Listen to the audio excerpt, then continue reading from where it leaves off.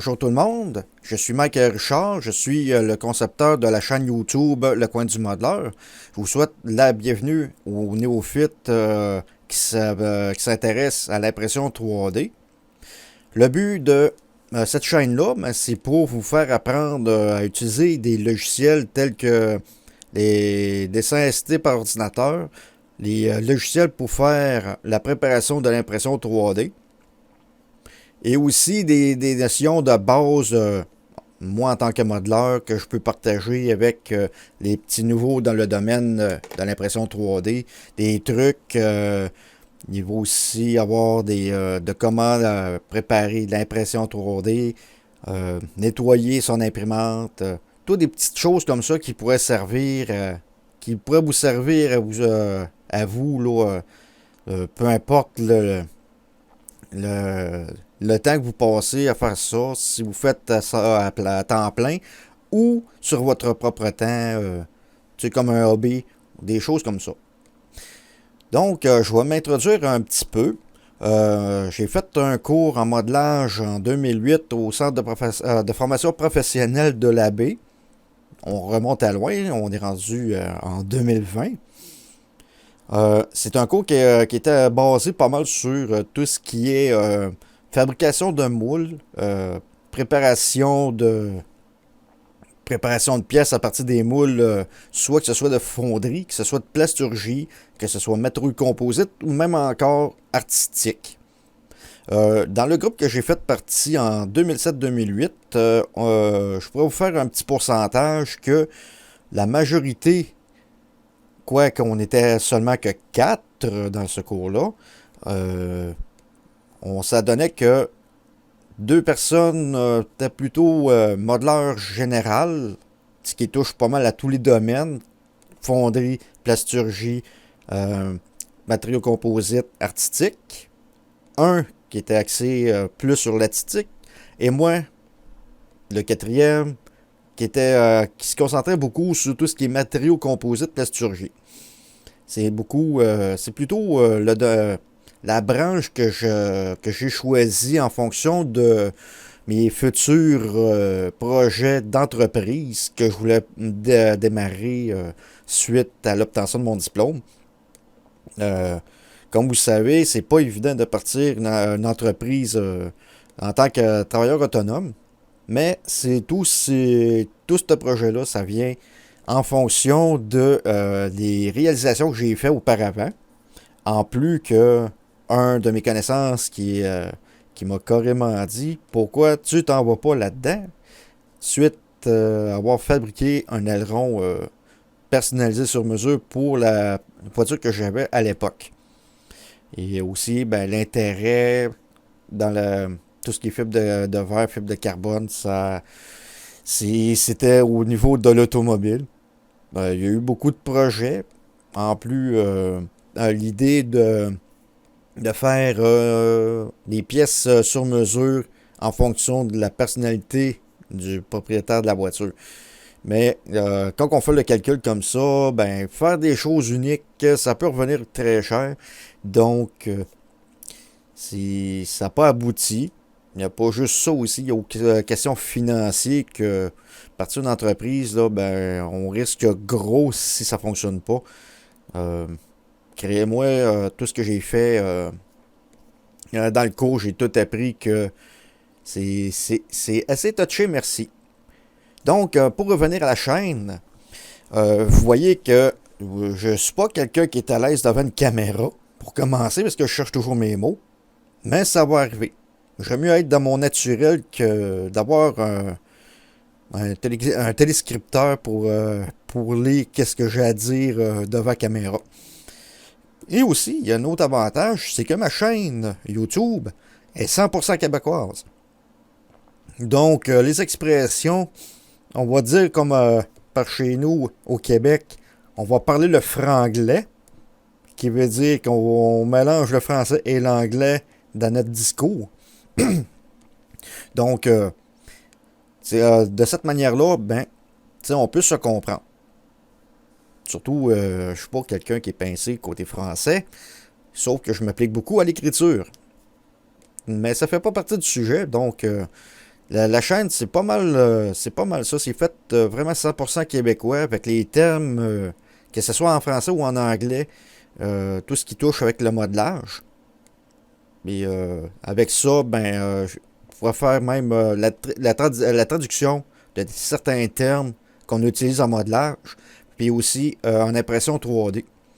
Parce que, juste pour vous dire comme ça, c'est que le modelage, c'est la base de plusieurs branches et surtout, c'est le pilier en fabrication de produits.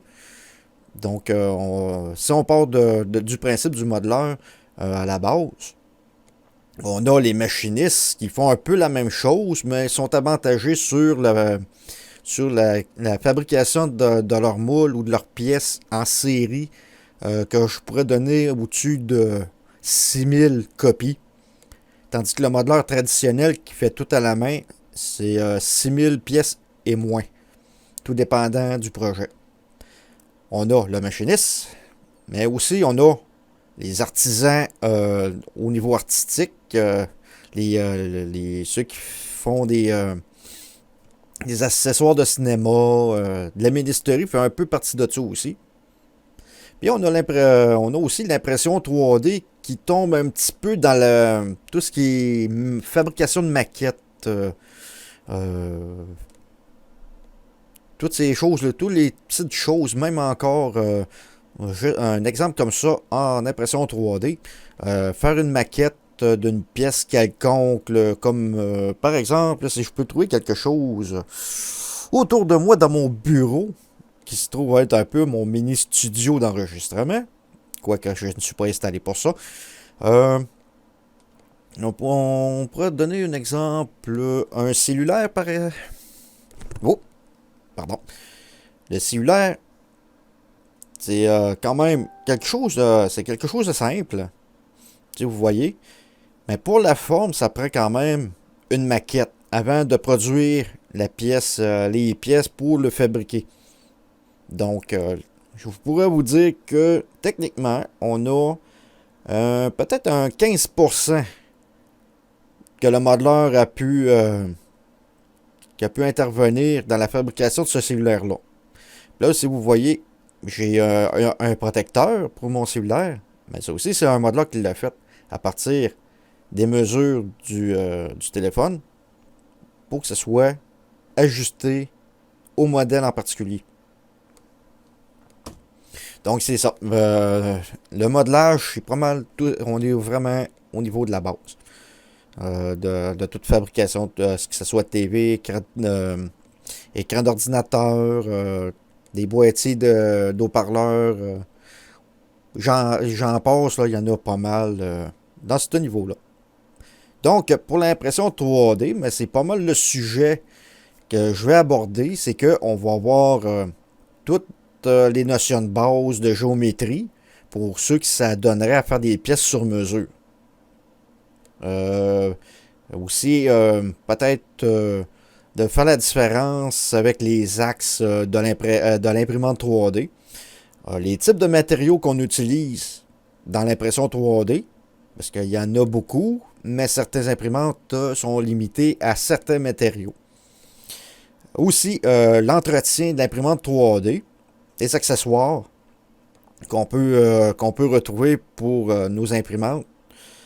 Et aussi, site internet pour trouver des pièces, des pièces déjà conçues en dessin 3, en dessin assisté par ordinateur, sans que vous ayez à vous casser la tête à faire le tout au complet.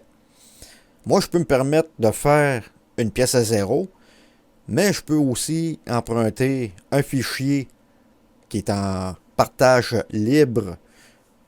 Ces pièces-là, qu'on peut prendre le fichier et le mettre directement dans le logiciel d'impression 3D pour pouvoir le découper et l'imprimer. Ça va être un autre terme à expliquer plus tard lorsque je tomberai sur le sujet. Aussi, on a d'autres références, surtout sur YouTube, qu'on peut trouver d'autres chaînes qui traitent un peu le même sujet. Ça d'ailleurs, je vais communiquer avec deux personnes qui m'intéresse pour faire suite à ma chaîne, que ce soit Heliox, une petite madame de la France qui, elle, a fait beaucoup d'artisanat, qui fait aussi de l'impression 3D, de l'électronique, tout ce qui est artisanal. Tandis que l'autre, un monsieur, je crois qu'il est américain, lui peut donner des trucs et en plus des références, tout ce qui touche l'imprimante 3D en tant que tel. Comme par exemple, ce monsieur-là, ben, on parlait de l'imprimante Ender 3. On peut demander, on peut faire une commande d'un kit d'extension. Parce que moi, mon imprimante 3D, c'est un Ender 3, un Creality Ender 3 X. Parce que lui, c'est un mélange de la base et du pro. Puis il existe un kit pour grossir la surface de travail. Ce qui veut dire que si je passerais de 235 mm en X, Y et en 250 en hauteur, mais je peux avoir un kit là, pour avoir le double de surface. Mais j'hésite encore un peu parce que c'est américain. D'ailleurs, 120$ américains pour faire un grossissement de l'imprimante. Et en plus de ça, ben moi j'ai un cabinet d'impression que il n'est pas conçu pour une dimension étendue de cette imprimante-là. Il faut que je passe par une autre cabine d'impression. Et la dimension totale ne fera pas sur mon établi où est-ce qu'il est installé présentement. Donc, ceci étant dit, c'est pas mal les gros titres, là, ce qui va venir prochainement sur ma chaîne. Par ailleurs, je vais faire des petites notes sur cette chaîne-là. Vous voyez que aujourd'hui, Internet, tout est libre là, au niveau mettons, de l'expression, comment on aborde les gens dans les commentaires et tout ça. Moi, il y a une règle que je tiens mordicus à ce sujet, c'est que lorsque vous faites des commentaires, je m'attends que ce soit constructif. Pas des choses que, ben, c'est pas bon, t'es pas beau, toutes des choses comme ça. Oui, il manque des dents. Ok, ça, là, ces commentaires-là, là, j'en veux pas sur ma page, ben, sur YouTube, parce que ça n'a pas sa place pour commencer, de un. Puis de deux, ben, je préfère mieux des commentaires constructifs. Puis je peux faire la même chose avec vous si vous avez des chaînes. Si vous avez quelque chose que je remarque, vous allez avoir quelque chose de constructif où je ne dirais pas c'est pas bon ton affaire. Là. Mais on est des gens civilisés, donc on agit comme tel sur ma page, sur mon YouTube.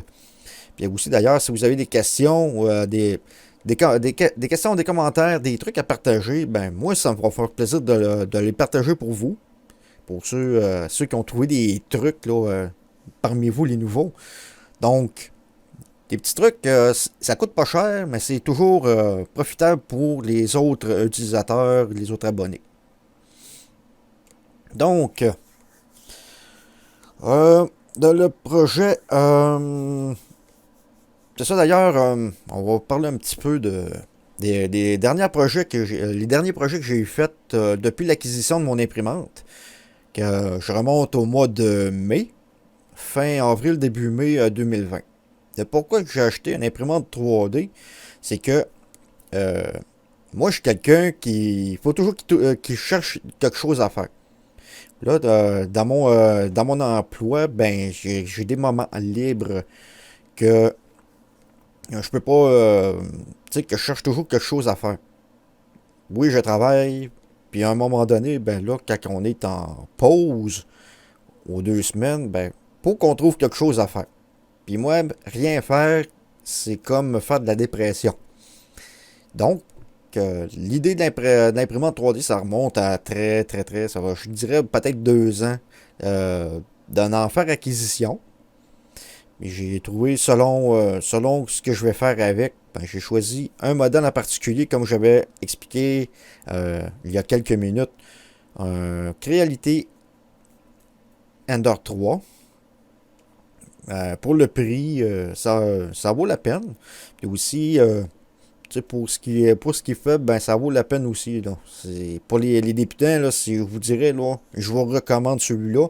Ou encore, il y a d'autres à nu cubique.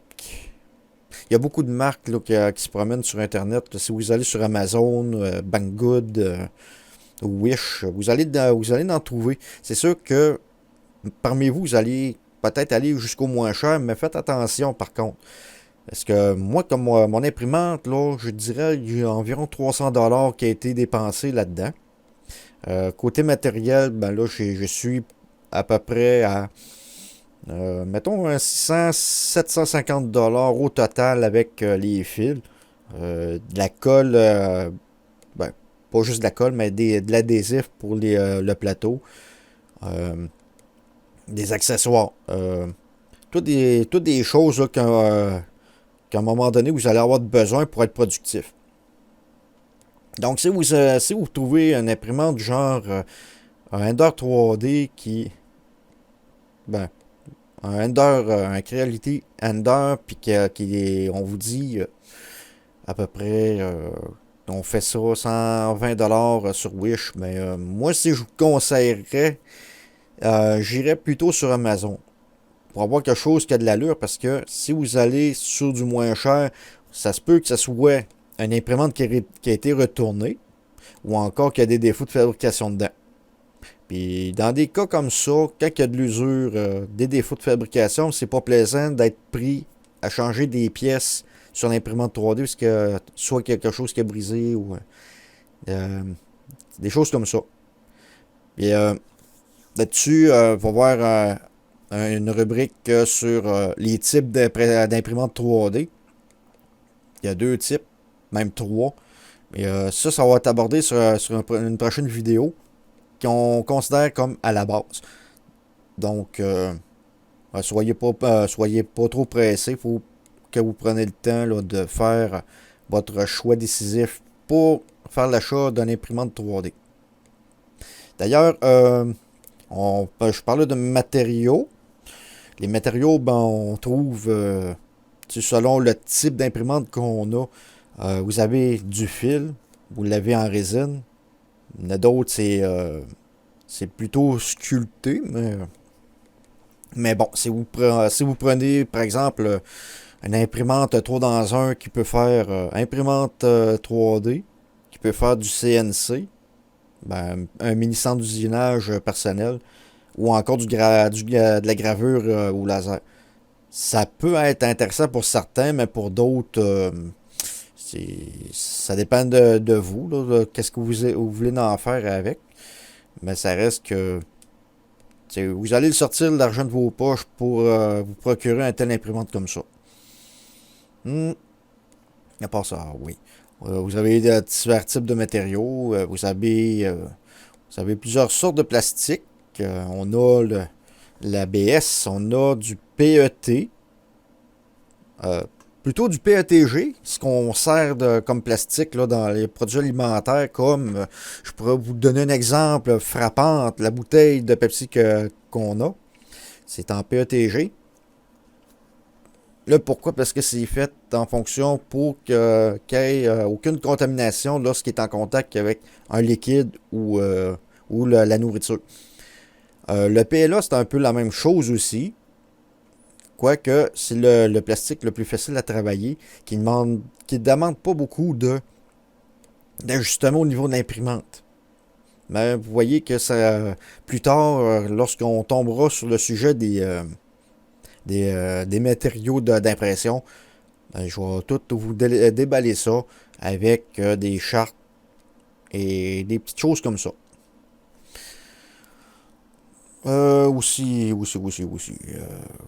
Dernièrement, j'ai fait deux projets. J'ai fait un phaser de Star Trek, un Assault Phaser, euh, un Mark III. Si vous voyez dans le générique d'ouverture, ben, vous allez le voir. Aussi, j'ai fait dernièrement une mine Claymore pour comme accessoire au Airsoft Paintball. Je me suis essayé à faire un petit bateau pour les enfants et finalement, ben, ça n'a pas fait comme je voulais. Ben, j'ai dit que j'allais le reprendre. J'ai d'autres projets là, qui viennent, là, tranquillement pas vite. Là, j'ai une priorité ici qui est un outil de travail qui a rapport avec mon emploi. Et, là, présentement, ben là, avec mes horaires prochainement, il ne me permettra pas de travailler là-dessus. Là, vous voyez que là, je tiens un écouteur main libre pour un téléphone de bureau. Euh, tant que tant que j'ai pas un moment de libre dans mes horaires, je peux pas m'affairer à faire la pièce en tant que telle. Surtout la pièce qui est brisée, parce que lui, c'est de la rétro-ingénierie que je vais faire là-dessus. Par ailleurs, on parle de rétro-ingénierie. Ça va être un autre terme à utiliser prochainement dans les vidéos. C'est tous des termes à la base pour débuter l'impression 3D. Donc, c'est tout des petites choses là, intéressantes comme ça là, que je vais partager avec vous. Euh, Quand même, je suis pas tenu à la confidentialité car je travaille pas dans aucun emploi dans le domaine du modelage. Donc, c'est pas un problème à transmettre mes connaissances, mes expériences et toutes ces affaires-là. Une chose qui est sûre, par contre, les emplois que j'ai eus, il y a certaines compagnies que je ne révélerai pas le nom ni le contenu des travaux qui se passent. Fait que ça, c'est tout ce qui est confidentiel, là, je n'aborderai pas le sujet. Ceci étant dit, donc, je vous souhaite encore la bienvenue sur ma chaîne YouTube. En espérant que le contenu va vous plaire. Soyez indulgents par contre là, avec ma présentation devant la caméra. Comme je disais, ben, je suis quand même plus ou moins à l'aise devant une caméra. Je suis quelqu'un qui cherche beaucoup les mots pour être sûr de ne pas dire le mauvais mot, le mauvais terme, des affaires comme ça. C'est normal. Je suis pas quelqu'un qui se présente devant public comme ça. Là. Je suis quand même une personne gênée. Mais soyez indulgents quand même. C'est la première fois que je fais une vidéo comme ça, plus gros que Facebook.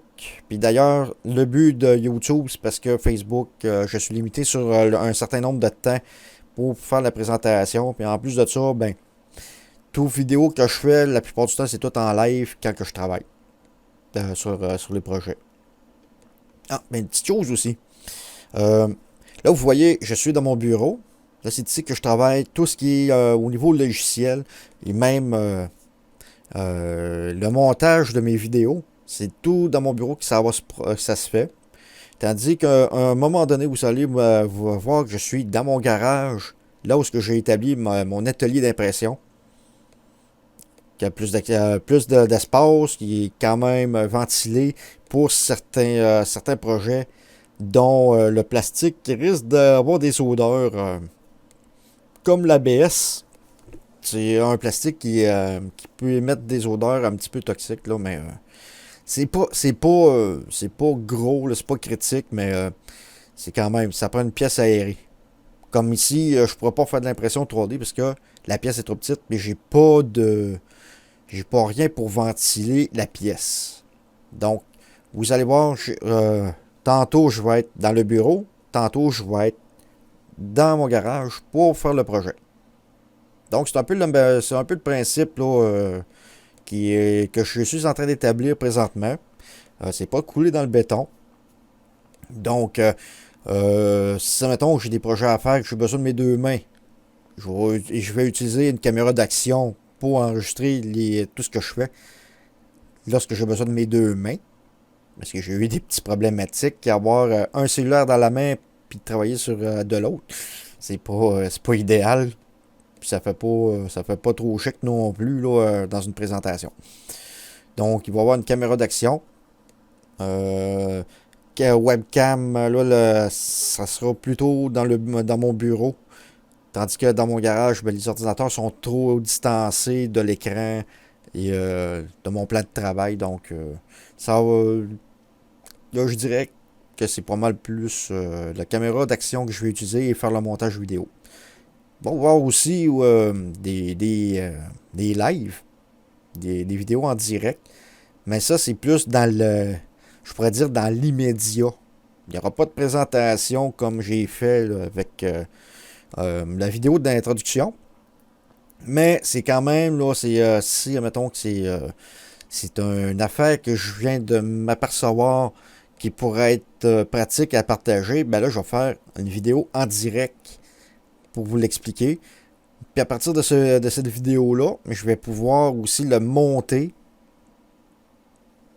en plus, faire un montage comme je fais là, afin pour que ça caille quand même une facilité à faire une espèce de répertoire de vidéos euh, pour, pour si vous voulez suivre, bon, mettons, si vous voulez chercher là, la charte des températures, où le trouver, comment ajuster l'imprimante, des affaires comme ça, ben, vous allez avoir tout va être répertorié en fonction de ce que vous cherchez en termes de vidéo. Donc, mon but, c'est de vous faciliter la tâche, faciliter la vie, mais tout en vous aidant dans la branche de l'impression 3D. Ça fait pas mal le tour pour l'introduction. Prochainement, j'ai quand même 2 ou 3 projets qui s'en viennent. Je vais vous garder quand même au courant. Puis, juste une chose avant de terminer. YouTube. J'ai décidé de faire les vidéos dessus parce que, comme je disais, Facebook, on est limité. Mais c'est pas vraiment la meilleure place pour exposer des vidéos parce que déjà là, ça peut arriver que les vidéos durent plus d'1 heure. Ben, je ne suis pas jamais. Oui, 1 h et 15 minutes environ, c'est le plus gros que j'ai fait.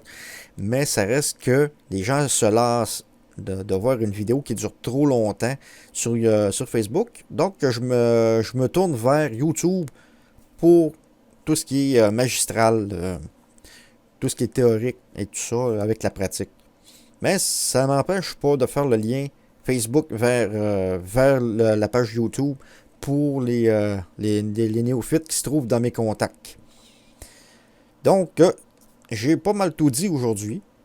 Donc, je vous dis encore une 3e fois, je vous souhaite la bienvenue dans ma chaîne en espérant que le contenu soit intéressant pour vous. Vous avez des questions, des commentaires, gênez-vous pas. Je n'ai pas de site web pour le projet, donc ça va venir en temps et lieu. Je dois quand même établir tout le montage au niveau réseau pour pouvoir faire ce site-là.